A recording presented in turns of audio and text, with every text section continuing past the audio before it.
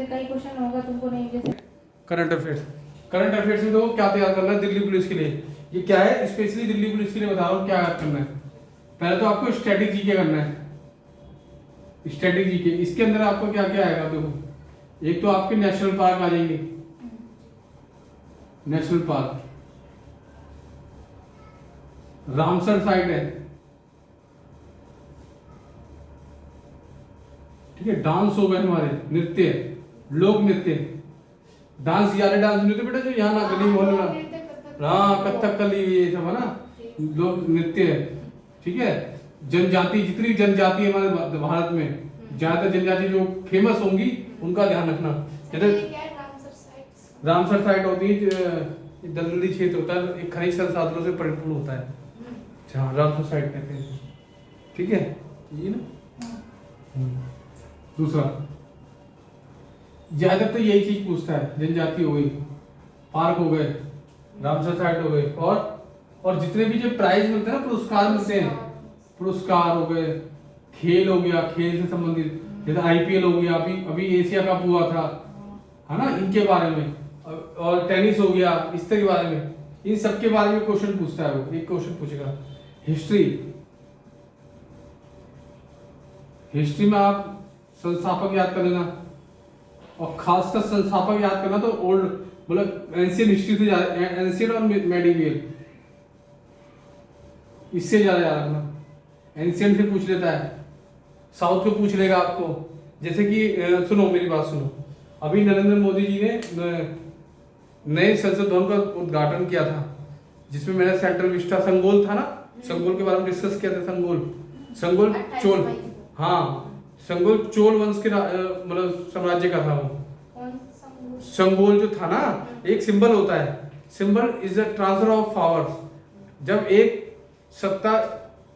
व्यक्ति की सत्ता चेंज होती है दूसरे व्यक्ति के पास, तो वो संगोल दे रहा है उसे सिंबल के रूप में कि आज से मैं इसका केयरटेकर नहीं हूँ, इस साम्राज्य का, आप इस साम्राज्य के केयरटेकर हो।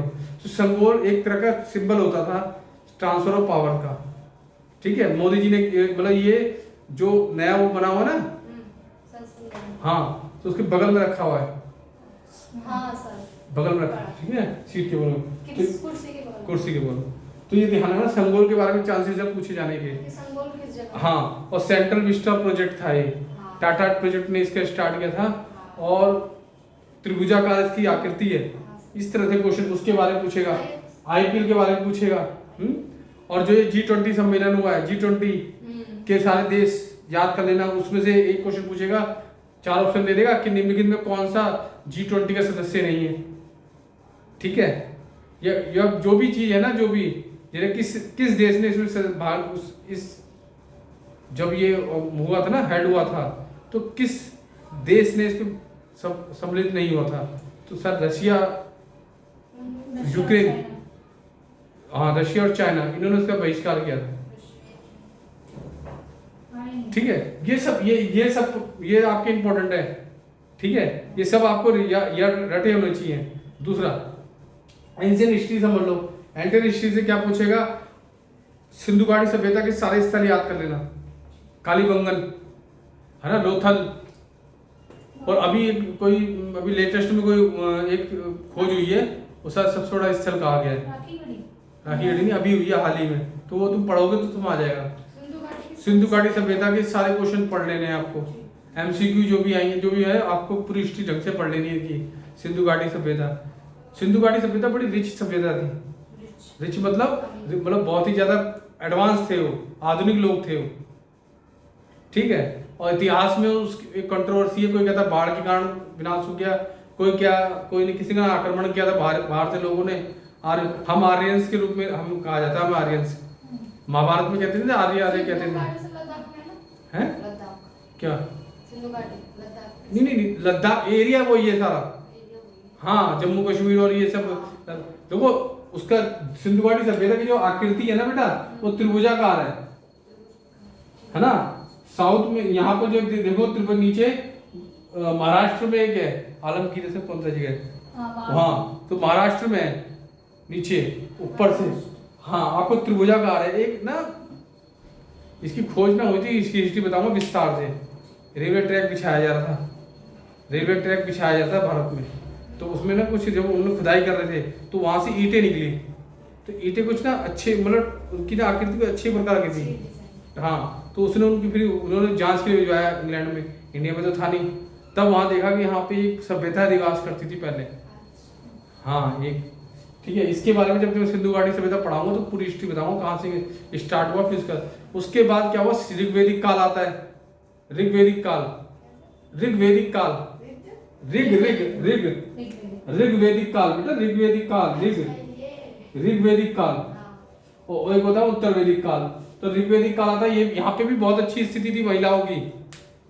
सिंधु घाटी सभ्यता में भी अच्छी स्थिति थी, यहाँ पे भी अच्छी थी, बट स्थिति कहाँ खराब होती है, उत्तर वैदिक काल में। ये सब पढ़ेंगे हम, ठीक है। ऋग्वेदिक काल, उत्तर वैदिक काल में ये डिफरेंस है कि यहाँ पर बीच में लोहे का आविष्कार हो गया था 1000 बीसी में।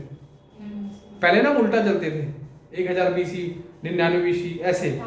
हाँ हाँ, पहले जो आप देखो गौतम बुद्ध के बारे में, गौतम बुद्ध के बारे में पढ़ लेना, मैं बता दूंगा वैसे तो। सुनो, गौतम बुद्ध के बारे में सुन लो, बुद्धा उनको, हाँ, लाइट ऑफ एशिया भी कहते हैं इनको। क्या कहते हैं? Light of Asia. हाँ, सुनो सुनो मेरी बात सुनो, बस ध्यान रखना है, सुनो बस, कुछ नहीं करना। गौतम बुद्ध का नाम, बचपन का नाम क्या था उनका? सिद्धार्थ। उनके पिता का नाम क्या था? शुद्धोधन। शुद्धोधन। ये लुम्बिनी है नेपाल में, लुम्बिनी नामक स्थान में इनकी जन्म स्थली है। इनके पिताजी बहुत बड़े राजा हुआ करते थे, ठीक है। इनके पिताजी ने जब इन्हें जन्म हुआ तो इनके 8वें दिन की माता का देहांत हो गया था। माता का, इनकी जो मौसी थी ना, प्रजापति गौतमी, इन्होंने इसका लालन पालन किया था गौतम जी का।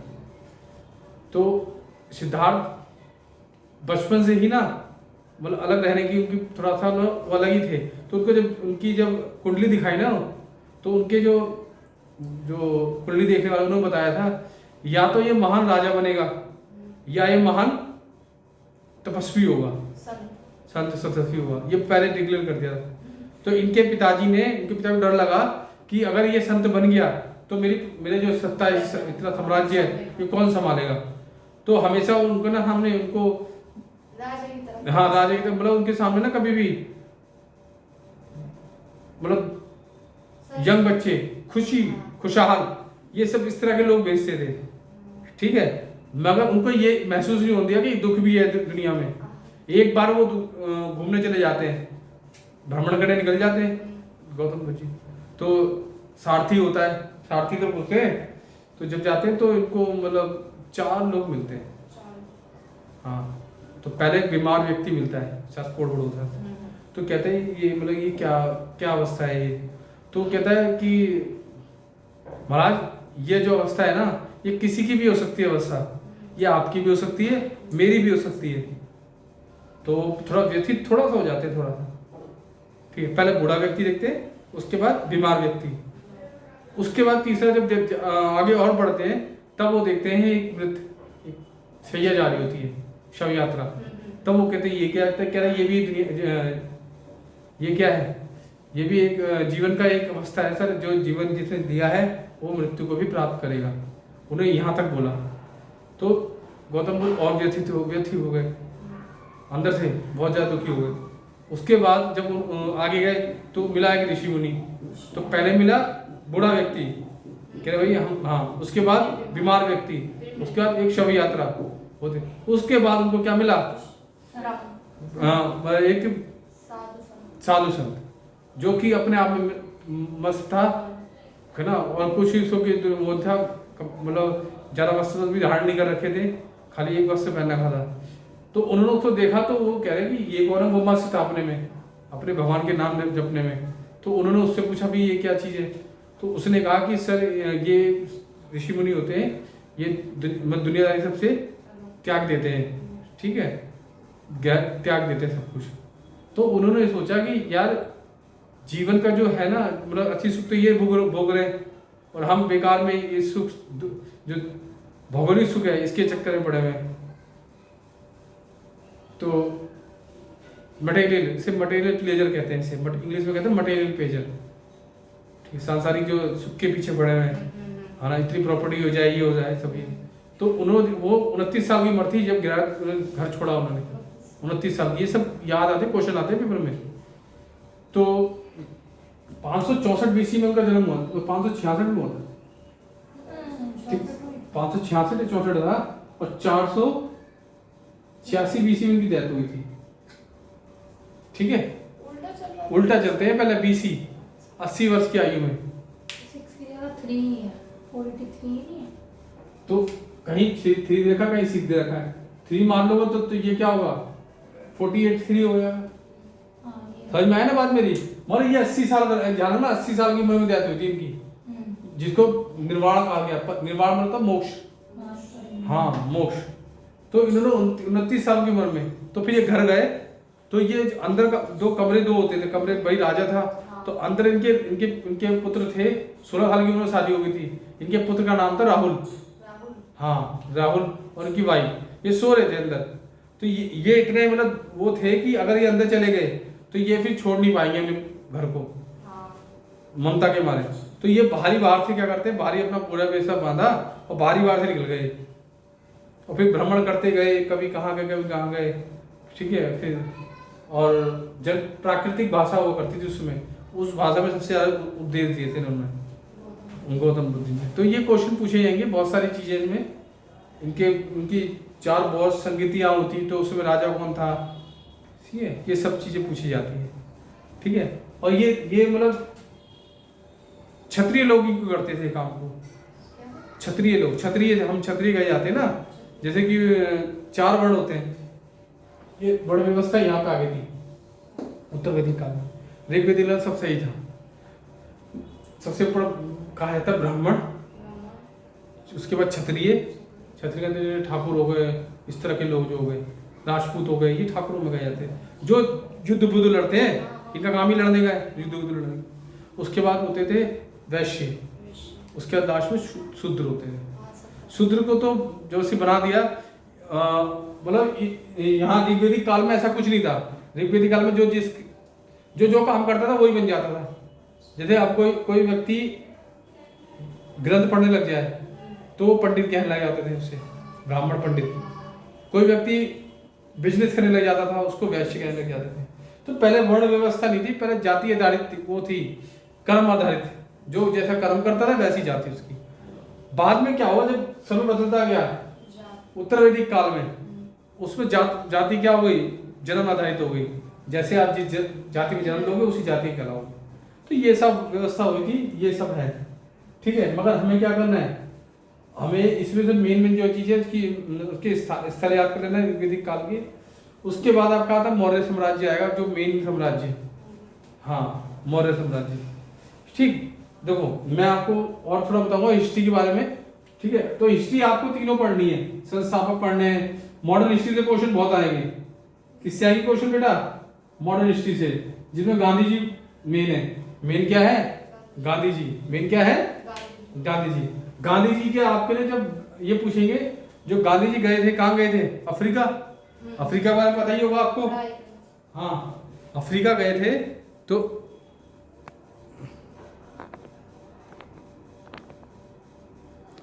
अफ्रीका में क्या हुआ था, अब ये समझो।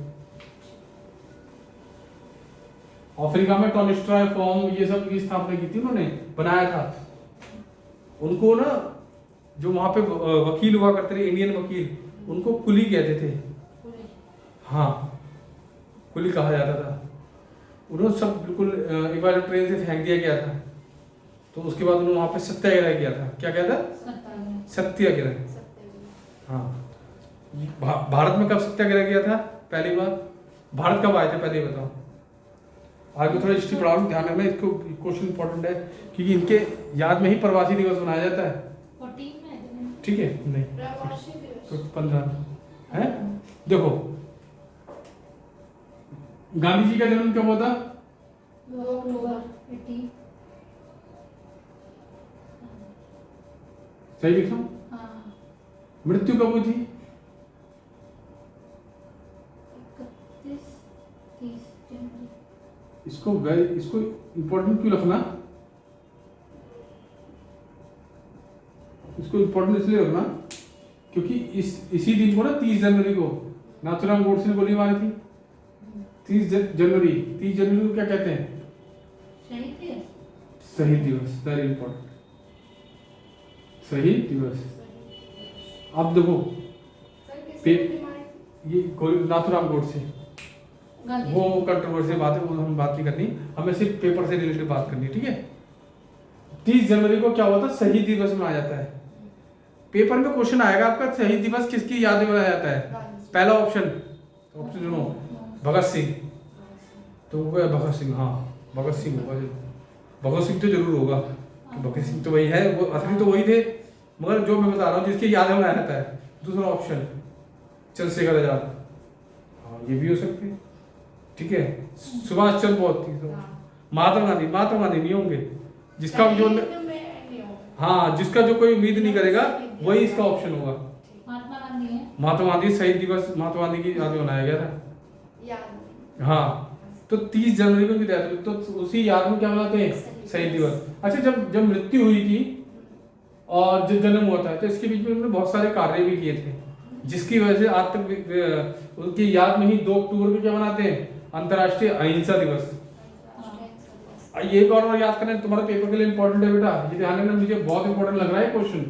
2 अक्टूबर का एक बंदे का और जन्म, एक बंदे का नाम, एक हाँ एक प्रधानमंत्री और लाल बहादुर शास्त्री। अच्छा, मैं एक क्वेश्चन और पूछूं, ऐसे कौन से हमारे प्रधानमंत्री हैं, ऐसे कौन से प्रधानमंत्री हैं जिनकी मृत्यु ताशकंद में हुई थी? हाँ, क्यों हुई थी? क्योंकि हमारे जब 1965 में जो युद्ध हुआ था ना पाकिस्तान से, जब हम जीत गए थे, तो किसी शांति वार्ता करने के लिए, क्योंकि देखो यहाँ पे यूएनओ है, कहाँ पर? यूएनओ की स्थापना हुई थी 1945 को, द्वितीय विश्व युद्ध समाप्त हुआ था। तो कभी कोई देश किसी पे हमला करता है तो यूएनओ इंटरफेयर करता है, तो यूएनओ अपनी फोर्स नहीं भेजेगा कि हाँ आपने उतने तैनात रखी है, वो वहां के सबसे बड़े तो देश है उस समय, उसको बोलेगा कि आप इसके मीडिएटर बनकर दोनों के भी समझौता कराओ। तो उसमें रशिया हुआ करता था, चाइना भी था, बट चाइना तो इंडिया के हमेशा अगेंस्ट रहता है, तो उसने भी हमारे जो उसमें रशिया हुआ करता था। क्या होता है रशिया? मतलब अब होता है, उस समय सोवियत संघ हुआ करता था। हाँ, उज्बेकिस्तान, क्या बेटा?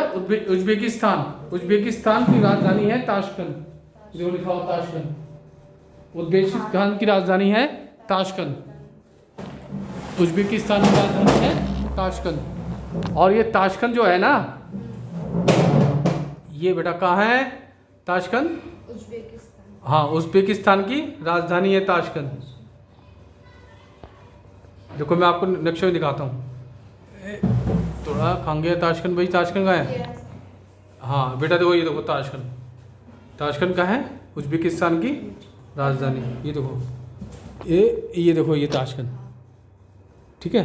उस समय उज्बेकिस्तान नहीं हुआ करता था, उस समय क्या था? उस समय क्या था? उस समय ये वो हुआ करते थे,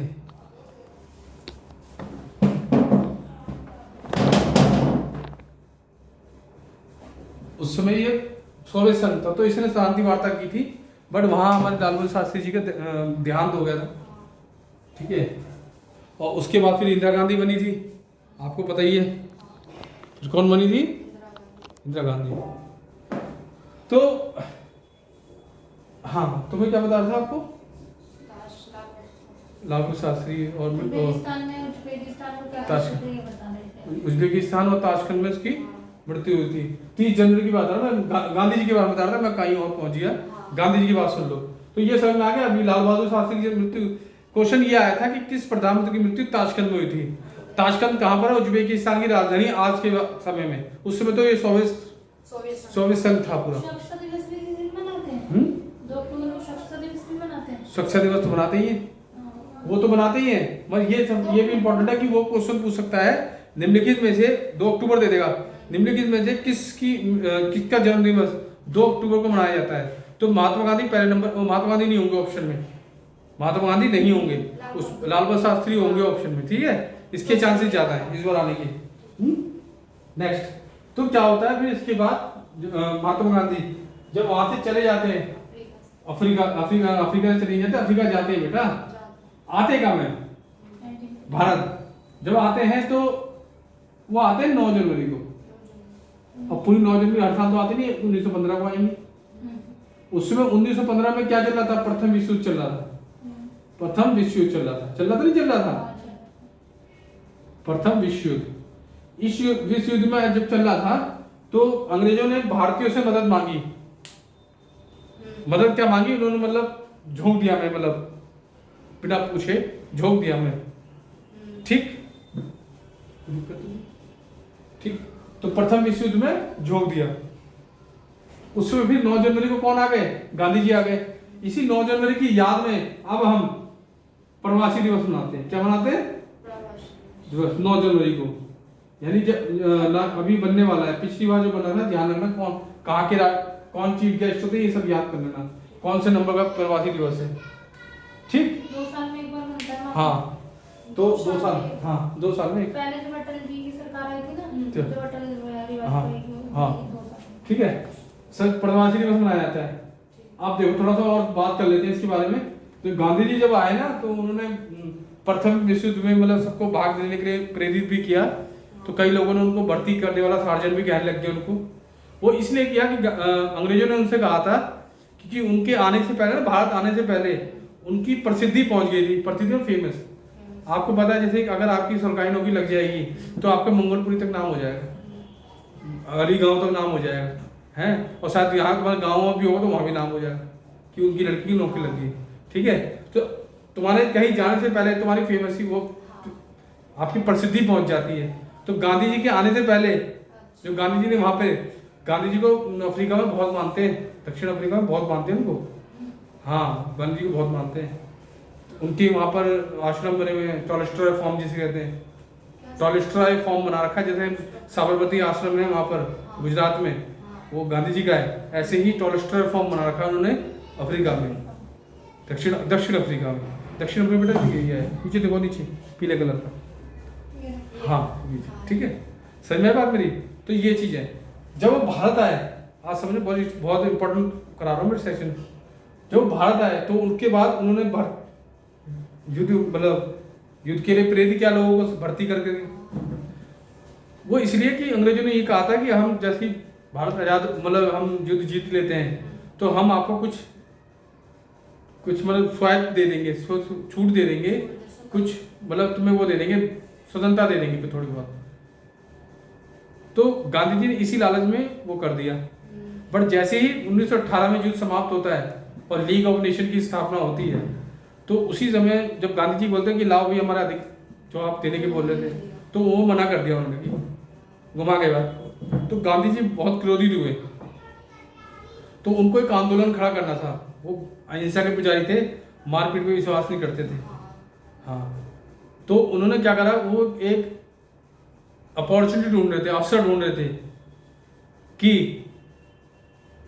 जिसमें वो हिंदू और मुस्लिम, उसमें हिंदू मुस्लिम मतलब दो ही बहुत बड़ा उसमें जो धर्म थे, दो ही थे सबसे ज़्यादा, जिनकी जनसंख्या ज़्यादा थी, और सब तो जनसंख्या में कम थे, इतने नहीं थे। तो वो सोच रहे थे कि हमें मतलब एक अपॉर्चुनिटी ढूंढ रहे थे कि एक ऐसा लोगों के अंदर ऐसी मतलब क्रोध की भावना आ जाए कि जिसे हम बहुत बड़ा आंदोलन खड़ा हो जाए। तो क्या हुआ था, उसी समय रॉलेट एक्ट पास हुआ था, रॉलेट 1917 में रॉलेट एक्ट, जिसे काला कानून कहते हैं। वो बिना दलील बिना वकील के वो वाला कानून था, जिस किसी को मतलब कर देंगे, जेल में बंद कर देंगे, तो उसके विरोध में मतलब जलियांवाला बाग हत्याकांड, वहाँ पे सैफुद्दीन किचलू थे, उनको गिरफ्तार कर लिया था।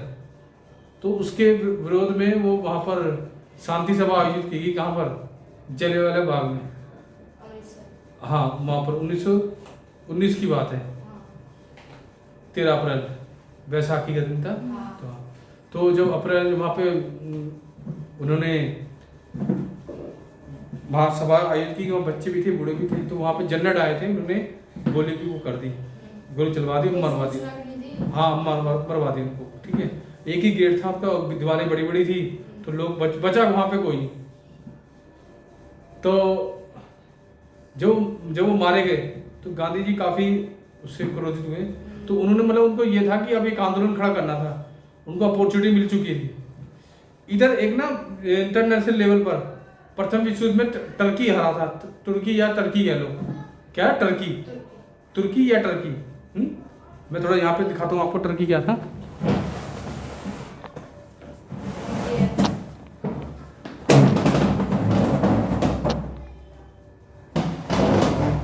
देखो ये टर्की हार गया था प्रथम युद्ध में, ठीक है।